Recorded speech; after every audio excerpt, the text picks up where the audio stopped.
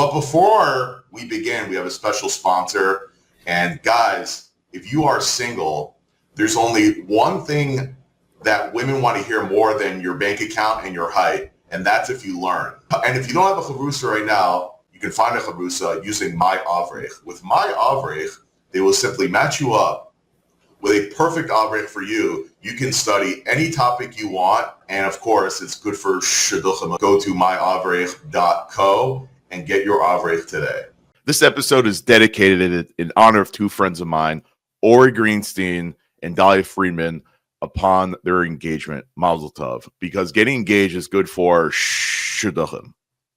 Sarah and Max, an unlikely pair in this wild podcast. They're the perfect flair. Sarah's charm, so feminine and free. A Cali girl spirit under the podcast tree. Max, a strong force with a punch in every word. Together, they navigate the dating absurd. Don't forget to hit subscribe, join the crew for more laughs and tales just for you. Now back to the show. Welcome everybody back to another episode of Good for Shidduchim. I am your host, Max Landesman. I'm going to be solo today. This episode is going to be a little different than what we typically do. It's regarding Shagririm Balev, and I was asked to speak to a group of ambassadors from Shagririm Balev. Now, Shagririm Balev, for those who don't know, is this massive, supposedly like they're literally crushing it in the Shidduchim world. Just to read off some of the stats, they're really an Israel-based matchmaking service. Their whole system is really you shouldn't or can't make any matches unless you actually are friends with the person, which I think is great. According to their stats from their website, 240 plus candidates found their soulmate just in the last year. A couple gets engaged every 2 days from their platform. 2,000 plus candidates in the system got married. Essentially, with those numbers, that would make this the most successful Shidduchim platform out there. Honestly, I don't know what JSwipe is, but I don't know how many matches or engagements come from. I know a lot actually come from JSwipe, believe it or not. But this would be the most, I don't know if you want to say successful dating platform in the Orthodox Jewish world today. It is in Israel, but they wanted to make a big push to come to America. So I interviewed an ambassador of theirs, Elliot Heller, and then someone from their team reached out to me and asked me, "Hey Max, would you be open?" Actually, Elliot Heller reached out to me saying that someone reached out to him and saying if he can connect me with someone from their team, because they would like me to give a quote unquote seminar or speech or whatever you want to call it. So I'm like, absolutely. So they reached out, we connected, and she's like, "Max, loved your interview with Elliot. Would you be interested in maybe giving like a seminar to some of our ambassadors?" I'm like, are you kidding? Of course. If it's regarding Shidduchim, the more the merry. I'm like, what would you like me to speak? What would you like me to speak about? Anything specific? They're like, one of the topics they mentioned was, how matchmakers can make better matches. I'm like, say no more. This is my wheelhouse. First of all, I literally couldn't believe that someone is actually asking my opinion on Shidduchim. In this case, in front of like a legitimate audience for a legitimate organization. I was really touched, honestly, by this. I really appreciate it. I take it very seriously. And so I ended up giving a Dvar Torah, it was literally like a sales training for Shadchanim. What you will hear in this, so essentially what you're going to hear is the recording of that seminar, quote unquote, whatever you want to call it.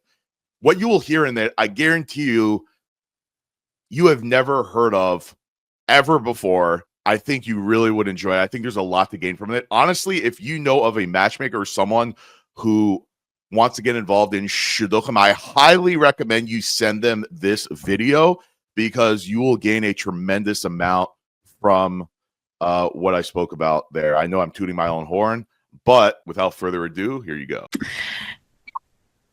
I'm Shira from Shagririm Balev. Thank you all for being here for today's session with Max Landesman. He has the podcast Better for Shidduchim, and he interviewed one of our Shagririm, Elliot, and it was a great interview. So thank you so much for being here, and we'd love to hear a little bit more about what you have to say about making better Shidduchim. So thank you all for being here, and good morning or afternoon or evening. Good morning. Yeah, good morning. I appreciate you guys having me on. There's nothing I love talking about more than Shidduchim, for sure. It's my favorite subject. And I hope to be able to give maybe one or two tidbits, things that I've seen, just interviewing tons of Shadchanim, just setting people up on my own, and we'll get right to it. So I want to start off with a story, actually, of how I set up my twin brother. And it all started, a friend of mine calls me up and she's like, you know what, Max, I've got a great girl for you. I'm sure we've all heard that before. Got a great girl for you. But for whatever reason, if you don't end up going out with her, I think your brother can go out with her. So in my mind, we're two very, very different people. For someone to just say, hey, you should go out with her, but if it doesn't work out with you, you should go out with somebody else. Now, to the naked eye, it sounds like, to her, it's like, oh, two from guys. They're the same people. Nothing else matters. Let's just send someone there. So what I said was, we're obviously very different. Can I ask you a question on, just to see if this match is even applicable to my brother or to any whatever. She's like, sure. I'm like, hypothetically, if I know my brother is very, very into learning and that kind of thing, he also wants a very, very frum girl. So I said, hypothetically, if this girl's husband did not learn for one day, would she be upset or would she not be upset? She's like, she would not be upset. I'm like, then it's definitely not for my brother. So what ended up happening was that she's like, Max, that's so funny. I actually have a friend who's been complaining to me constantly that the guys she's been going out with are not firm enough for her. She wants a firmer guy. I'm like, bingo. Bingo. It was a simple question. So long story short, they ended up getting married. They're married today. Thank God. They're moving to Cleveland, whatever. There's obviously more to it. But the idea behind it is asking a very, very pointed question can make things so crystal clear as to how this can work. So what's actually takes this even a step further is Sarah, who is his now wife, they tried to set her up with him in the past by sending a resume. People who know me know I'm very, very against resumes in general, not against the concept, but it's lacking what really people want to know is what actually really matters. I know my twin brother probably better than anyone other than himself. And in some cases, I feel like I know him better than himself. But this was a very, very, very big deal to him. I know it because a lot of frum girls will put down on their resume looking for a guy that davens 3 times a day.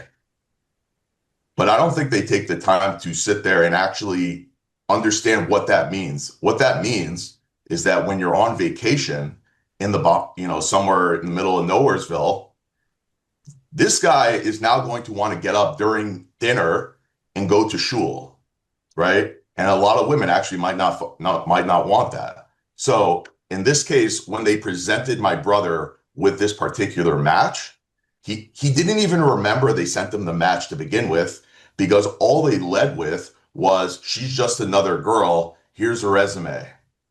By the way, she's so nice. All he had, so I just wanted to start off with that. So the typical process, I want to get into what I see as the typical process. I see it all the time. The first question I think Shadchanim ask, which I think it doesn't really help as far as getting to the core of what someone really wants is, so tell me what you're looking for. And I love to hear from people on this panel is, what is the typical response when someone asks you, so what are you looking for? What's a typical response you can hear if anyone wants to chime in? A good heart. A good heart. Okay. Good heart. Anyone else?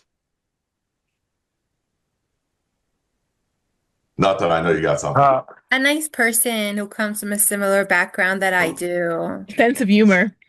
Sense Yeah, of with- humor. I think guys are going to say someone who's, a good-hearted, nice person, but really they just want someone who's attractive. That's going to be step one for a majority of guys. It's Okay.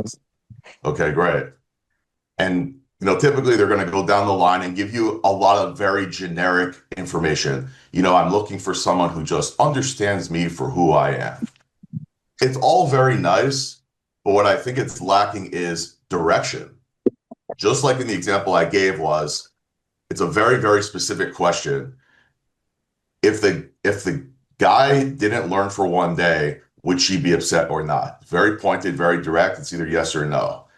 And if you don't know the answer to that, that's a bigger problem because that means you don't know the person. I feel that one thing I really like about Shagririm is the fact that people that are setting other people up are people that really know the person. Not true. What? Not true. Not They're true? supposed to. They're supposed to. Supposed to, Okay. but not always. So they're signed up as a friend and they don't know their friend? Is that what you're saying? No, I'm saying a lot of times there's sometimes I've seen it where it says like, what's your relationship to the person? And it says, I'm their shadchan. So to me, that means they don't know them. Like they're not their cousin. They're not a family friend. They're just on there as a shadchan. So that to me is a Okay. red flag. Yeah, so that's something I could say we're trying to avoid that in many ways, but it's sometimes it's inevitable. But you're right. Our main goal is really that it should be people who know, that know each other. And we see like in terms of those are usually the shidduchim that really work. A lot of siblings are setting each other up, things like that. So it's Sharon, thank you for bringing that up. I appreciate it. But yeah, the gist of it is in order to set someone up successfully, you really do got to know the person. So again, it's kind of like asking a kid, what type of car do you want to drive? Without asking for budget, without asking for, specifics about safety or anything, what they'll probably tell you is, well, I would love to drive that Ferrari, and if you just ask a simple question such as, okay, what's your budget? They would be like, well, 30,000. I'm like, well, that's probably not going to, it's just, again, getting to what really matters to that person. Finding out what I would actually ask as a first question is tell me a deal breaker. Tell me something that you absolutely under no circumstances can tolerate in another person that would just never work for you no matter what. And they'll tell you. It's just all about asking pointed questions. Try to get as specific as you can and try to create a clear picture as far as looking for someone. Another thing that I'd like to bring up is question everything. Just because someone says A doesn't always mean they mean A. For example, you can ask a guy, and a guy would say, I would never date a girl who's taller than me. Okay? They're just making a statement. What a typical process would be like, okay, so this guy is 5'9". I'm never going to set him up now with a girl who's 5'10". What I recommend doing is following that up with a question and being like, would you date Carly Claus? Carly Claus was a supermodel, whatever. 9 times out of 10, a guy would be like, sure, yeah, absolutely. Of course I date her. I'm like, did you know she's 6'2"? I'm like, oh, I never thought about that. And all of a sudden they're open to dating. So I'm like, so height really isn't what matters to you. It's about how good looking she is. And be like, okay.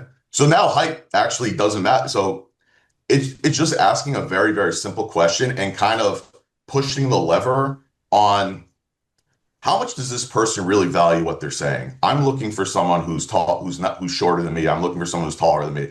Just like a woman who would be like, well, I would never date someone who isn't 6 feet tall or higher. I'm like, that's great. That's great. So if I found someone who's literally drop dead gorgeous, makes $1 million a year, but happens to be a half an inch shorter than you, are you telling me you wouldn't date him? And if they really, really absolutely cared about height, they would be like, Mac, without flinching, they'd be like, Max, I absolutely would not date him. Fine, move on. Majority of the time, they will crack under pressure because it actually doesn't matter. Can I It make actually doesn't matter. can Go I make ahead. a couple of suggestions? Go ahead. One is that maybe in terms of getting clarity on like what they mean, it would be helpful to make a distinction between what's a deal breaker versus what's a preference. So they might still have a preference for a certain height, but knowing what is movable and what isn't, I think is the real like goal here, if I understand you correctly. Okay, so if just to clarify, you're saying when someone makes a statement, you want to ask a follow-up question saying, well, is that a preference or is that a need?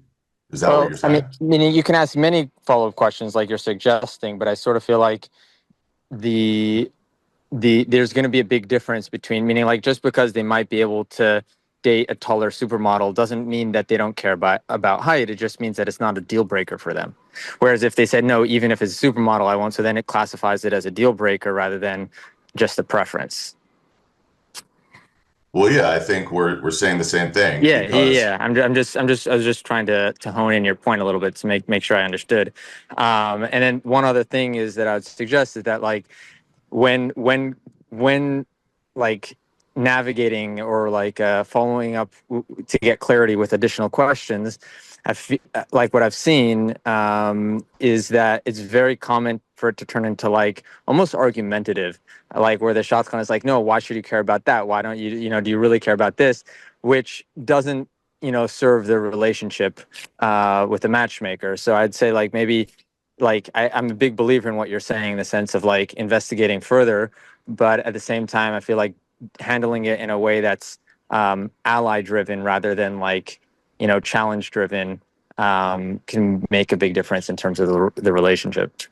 Zach, it's a great point that you mentioned, and I'm so glad you brought it up. Acknowledging is a very powerful tool. I'll give you a specific example. I'm a professional salesman. My past job was helping people out of credit card debt. The people I was dealing with, I hate to say it, are really brain dead. And what I mean by that is someone who's $30,000 in debt is now calling us and trying to figure it out, but he's like, well, I don't want to do a service that's going to help me out of debt because I need to get a loan to buy a Harley Davidson. Right? So it's very, very, the typical response would be like, you're an idiot. First address your debt, then worry about, but you can't do that. The way I think you brought it up that's really great is simply acknowledging and then just asking further questions. You can never just tell someone just to throw out like, well, you're being too picky, you're being this. I think what you're asking for is ridiculous. And what you can do is what I would like to do is just further question. Again, in the example that I gave was, I will never date someone who's not 6 feet tall. And then you just ask a follow-up question to clarify, and then they will then tell you with their answer if that actually matters or not. So instead of saying, well, you're never going to find anyone if that's all you're looking for, 6 feet, and then it becomes an argument. Instead, I think you can get to the same result just by simply asking a question. Does that make sense to you, Zach? Yeah, absolutely. Awesome, Thank you. awesome. Anybody else have any questions or? Okay, great. One thing that actually I found that works for me that I think is something a lot of people do not do is it's something we do in sales is typically everyone will think of every great, like when they think of an idea, they're thinking of all the great reasons why this can work. And in sales, what you have to be prepared for is something that's called rebuttals. You're going to get rebuttals. And so when someone calls you up and says like, hey, I've got a great idea for you. She's the greatest girl in the world. She's this and that. What the guy is thinking on the other end of the phone is like, what's the catch? What's the catch, right? They're going to want to know all the, so before I actually thought about making a match, I actually thought of every possible way this match cannot work before you actually make the quote unquote pitch. So I'm thinking of, well, I know this person won't go out with someone who's, fill in the blank, right? And let's say that person is that. So it's technically something that someone actually cares about. So how are you going to pitch this person? So what you can do is when you bring it up to the person you want to quote unquote send the idea to, is be like, listen, I understand you mentioned that you don't like XYZ, and I totally acknowledge that. And if you don't want to go out with this person, by all means, here's why I feel this is absolutely phenomenal for you. Here are all the reasons why. I know that you truly care about someone who's going to be there for you no matter what. I know you came from a divorce home, or whatever it is. You absolutely do not want that. I know this and just go on and on and on.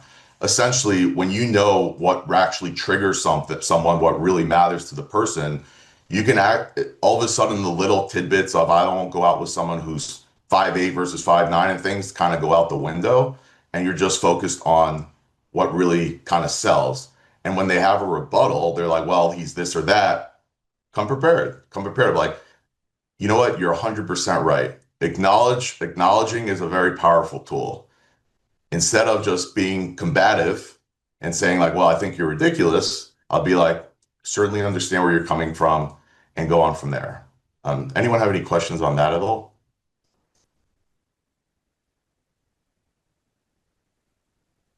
Okay, great. So yeah. So what I would actually focus on is when pitching, bring up the negatives first. And so I want to tell you another story actually, where it's the first person I actually set up is a friend of mine. And when I was originally telling him about, I happened to know both. I happened to know the girl and I knew the guy. And I mentioned this to the guy, and he's like, okay, Max, can I ask you some questions? Or whatever it is. I'm like, great, you can ask me all the questions you want, but you have to do it in 2 questions. You can ask me any question you want, but you only get 2 questions. Why did I do that? The fact that I knew him so well and the questions he was asking were so like ridiculous, and they actually didn't matter at all. I don't even remember the questions he asked. He doesn't remember the questions he asked, but he was just simply asking because he was nervous, or he was coming up with every excuse not to go out with someone, whatever. And typically what I see a lot is when people are constantly asking a million questions to the shadchan and be like, well, are they this? Are they that? Just ask them, how much does this matter to you? And they'd be like, well, it's a deal breaker. Well, it doesn't really matter. So why are you asking, essentially? Sometimes people ask questions, they're not actually asking, they're just kind of pushing you off. So if someone is taking forever, what I like to do is, if someone is actually being absolutely ridiculous, there is no harm in saying, listen, it was great working with you. I just don't see this working. It doesn't work. It doesn't work. It's a partnership. If someone's just constantly asking a million different questions, I don't even think they want to go out at all, and they're just making things up. And it's something to just kind of think about when you're matching someone up. And finally, my last point, I think we can wrap up with this, is when, I always appreciated when someone brought an idea to me and they're like, Max, I believe in this so much, I'm actually willing to pay for the entire date. Now, I would never actually accept money to go on a date. The fact that he was willing to put his money on the line because of how much he believed in the date is literally reason enough for me to say yes to someone. And so before making a potential idea or match, are you willing to put your entire reputation on the line for this idea? Have you thought this completely through? Have you thought about every way this possibly can't work, or any potential rebuttal someone will ask about, well, this is why I wouldn't want to go out with you, and go over those before you actually pitch? I feel like you would have a lot more success in people taking what you're bringing them much more seriously than because people are constantly bombarded with different ideas and people aren't specific. I feel like if you are dead on specific to what someone really actually cares about, more often than not, people are actually going to say yes to those suggestions and take you seriously. And with that, I'm happy to open up the floor to any questions or anything like that.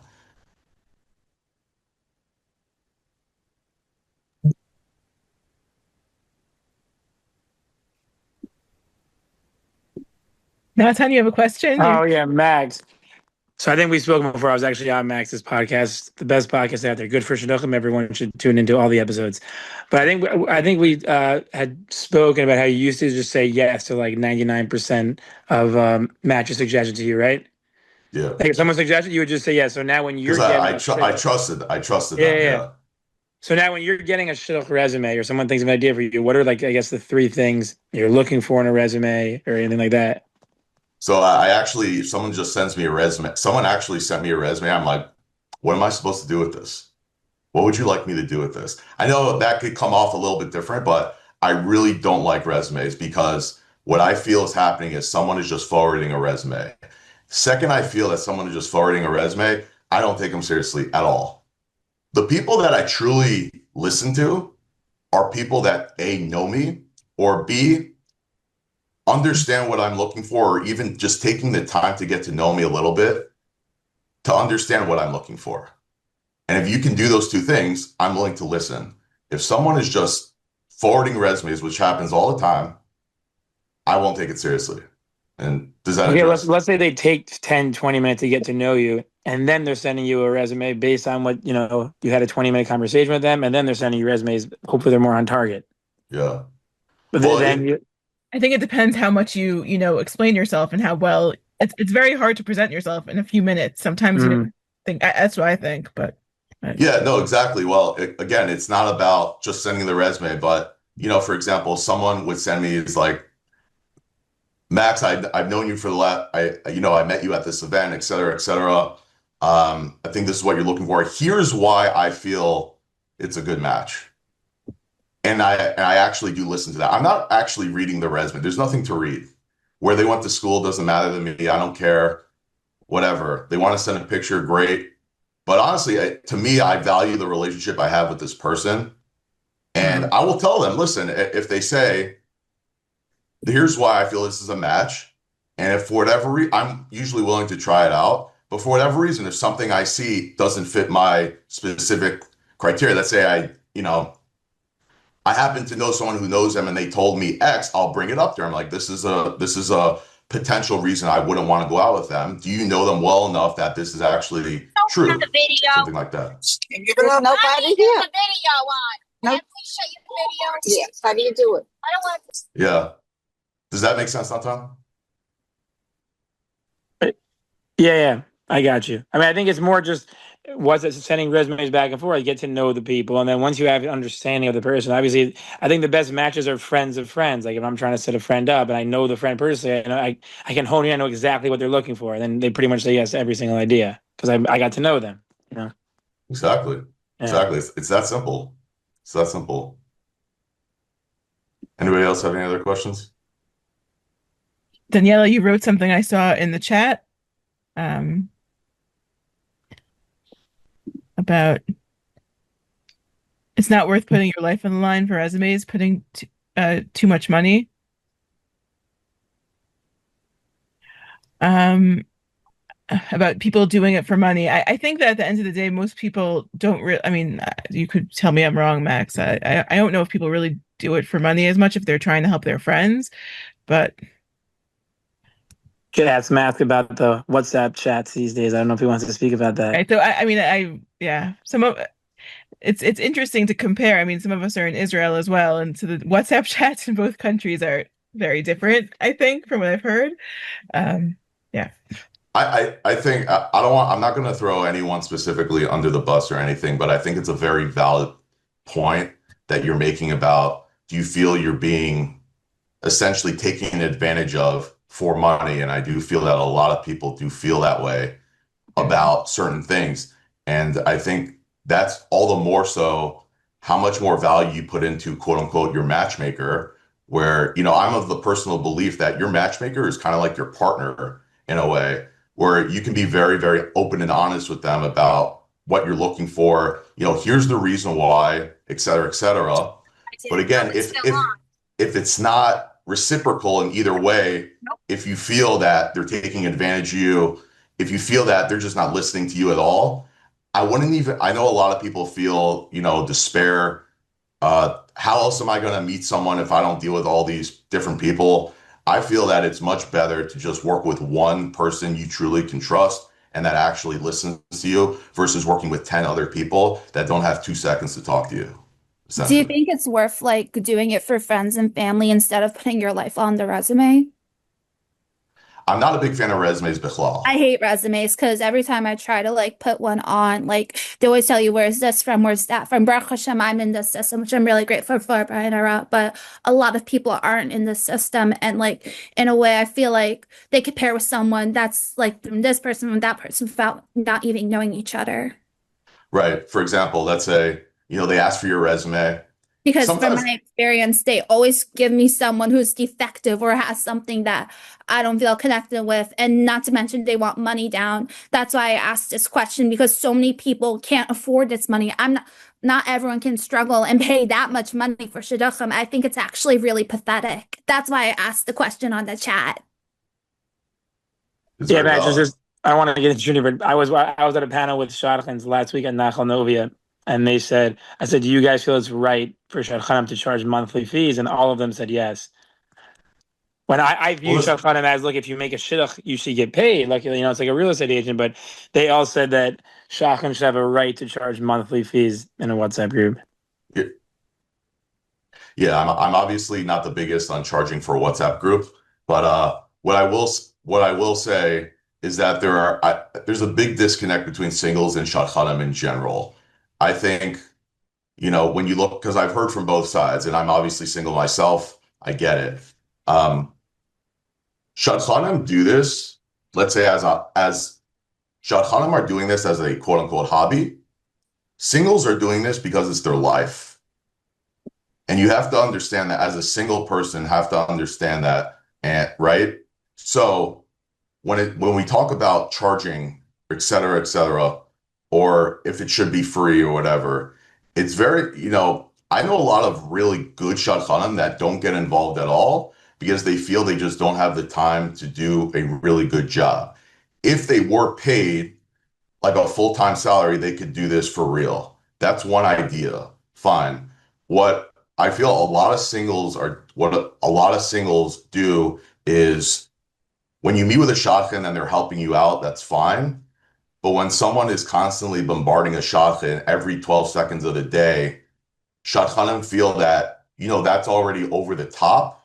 And that's when we start charging, et cetera, or whatever. Would I personally pay for a shadchan? Probably not. I don't. But from a shadchan's perspective, that's where they're coming from, that they're constant. That I also don't feel it's fair that a single should take up, call him every day. Why haven't you sent me anyone or whatever? I do think that a matchmaker should set the idea that, I may not have a match for you today. I may not have a match for you tomorrow. Could be a year from now, but I'm always thinking of you, whatever. But if they're telling you, I'm going to set you up this month and you never hear from them, that's another deal. But there's two sides to that story. Would I personally pay a shadchan? No. But I hear what you're saying. It's a big concern. I think Eitan just wrote in the group and just saying there's a distinction between like why you connect and WhatsApp chats. Like why you connect or adopt a shot. Some of these sites that are sending you 8 to 10 targeted matches. They're you're on the phone with them once a week. It's different than just like the right to be in a WhatsApp group you have to pay. Yeah, WhatsApp groups. I can go on and off. We talked about it extensively. I'm not going to get involved in it here, but Yeah. Any more questions or? I see Aviva asked a question here. I don't know if you have an answer about how many phone calls until meeting. But she says in a second marriage and over 50. Do you have any insight on that? And when it's long distance? How many phone calls? Yeah. So clarify that? Sure, go for it. Hi, thank you so much. Sure. Well, okay, so I'm a shadchan. I'm also divorced. And I find that very often I find myself speaking to men numerous times. And then we don't wind up meeting. And I'm just wondering, maybe I'm speaking to them too much. Maybe we should meet after a certain amount of phone calls. And generally it is long distance. So there is an investment. But I find that, people are not willing to invest in the effort of going to see the other person. Yeah, no, it's a great point. And I'm not well versed in that side of the realm. However, I do know someone, a close family friend, that is on the older side. And she's been complaining about the very same thing as you are, where men are just not putting in the effort to go drive or whatever, the hour and a half, etc. I can't answer for your specific case. However, I think I could answer for, the typical case that I see is where, from a guy's perspective, where they're just being pitched a bunch of matches, and then they're saying, well, why won't you go meet this person? I think in those specific cases, I don't think it has anything to do with they're not willing to go drive to the match. I think what's really happening is they're not convinced of the match itself. And they're not actually willing to, because they've been burnt before. They've been sent a million matches. They drive an hour and a half, pay tolls, etc., and it was totally off, right? In your case, you're speaking to them. So I think there's a very, very big difference in that. So I'm not going to address that, but I think for just someone who's just being sent an idea, they haven't really spoken or etc., I feel like they're not sold on the match itself, and that's why they're not willing to go. But that's my own personal opinion.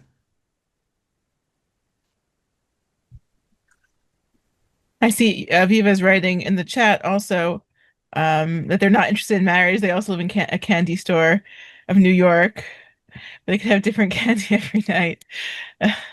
I find that the men who are older and have been married and they've been burnt and they've gone through much of their life and have grown children, a lot of them live in New York and New Jersey. They're not really interested in marriage. I think they're maybe lonely and they want to, someone who they can talk to on the phone. But when it comes to putting in the effort and actually meeting somebody, they're not doing it very often.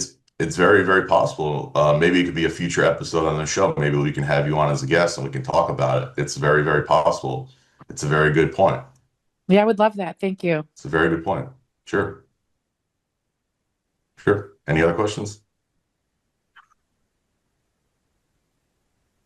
All right. I think is that about it? Amazing. Thank you so much, Max. This was really interesting. You have a lot of food for thought, and hopefully we should have lots of successes. But thank you so much. Thank you all for being here. Have a great day and a good evening, depending where you are in the world. And my pleasure. Have a great day, Thank you, guys. Thanks for joining. Thank you very much. Thank you. Take care. My pleasure. Take care. Take care, guys. Bye. Bye. And remember, everything will always be about Shidduchim. Catch you in the next episode.